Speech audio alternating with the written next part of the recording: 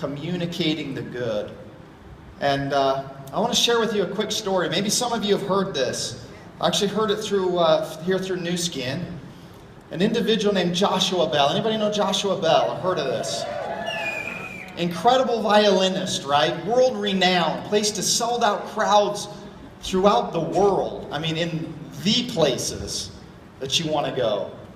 And so the Washington Post did this social experiment, right? And I love this. The first time I saw this, I went, you got to be kidding me. This is an example of edification, or really the lack thereof, okay? Social experiment. They said, can we take this world-renowned violinist? He plays on a $3.5 million Stradivarius violin, sold out crowds. The cheapest ticket that you could get, in fact, before he did this, was $100 US. And they said, can we put him at the entrance to a subway, dress him up like a normal human being, street musician, right?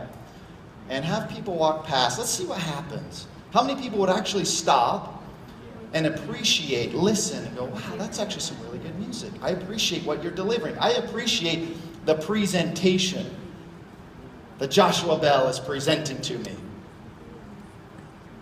What do you think happened? Well, out of 1,000+ people that walked by, 7 stopped and listened. Have you ever had this in our business? How does this apply to our business today? Guess what? You've got Nathan Ricks coming to your city, and you probably do with his travel schedule that's coming up, right? And you've got a prospect that walks in there and says, yeah, you know, it's one of those things. I've heard something about that. I have no idea. Who's that Nathan Ricks guy? I don't know. I don't care. How many people would stop and listen? And do they realize the incredible nature of the individual that's presenting the information? Now, does that mean that we can only edify the top leaders? No. What this principle means is we must answer the question, why should I listen? We have all these busy things going on around us. Life's crazy. And in fact, in the article that the Washington Post did, they put the blame that only 7 people stopped and listened to him on the fact that our busy lives are so chaotic. Where I would actually put the blame on the individual for lack of edification, which there was none, right? We didn't know who he was. He was just some random guy. So how would we do this? How would we change this situation? Well, edification is the art of positive communication. And how do we communicate? It's been said that 7% is just verbal, just our words. 38% of communication is tonality, inflection, energy in the voice. And a full 55% is our body language. How would we have fixed Joshua Bell's situation here? What if they just sent one guy? I would have loved if they could have altered this social experiment this way. Sent one person to the beginning of that subway line or wherever it was, just to stand there and to say, hey everybody, Joshua Bell's down there. He's going to be playing. Kind of monotone. How many people do you think that would have really helped? Maybe bumped it up to 8 or 9 probably, right? What if they put an individual out there and said, hey everybody, you won't believe it. Joshua Bell's down there. He's the world-renowned, violinist. You won't believe it. A little bit more volume, a little bit more energy, probably a little bit more. What if they had the guy running, yelling, oh my gosh, Joshua Bell, you won't believe it. Holy cow, you got to get, and he's grabbing people. How many people would have stopped at that point?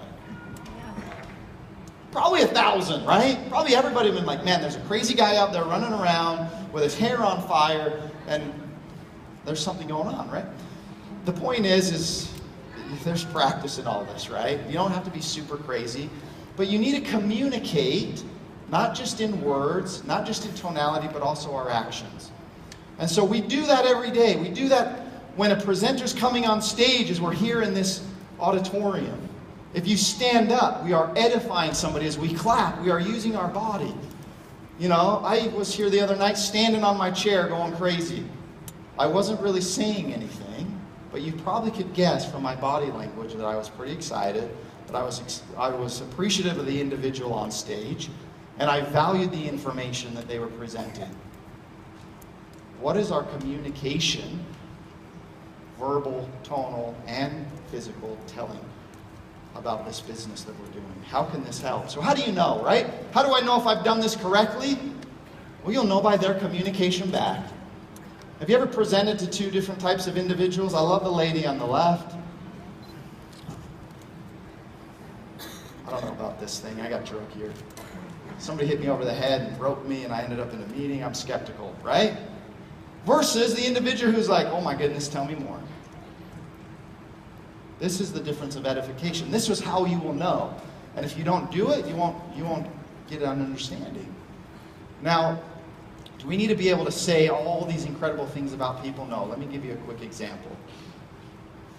And I believe the person that you should be able to edify the most, no matter what, even if this person joined the same day you did, and that's your sponsor. I would like to introduce to you an individual who cared enough about me to help me find a way to become free, to provide for myself and my family.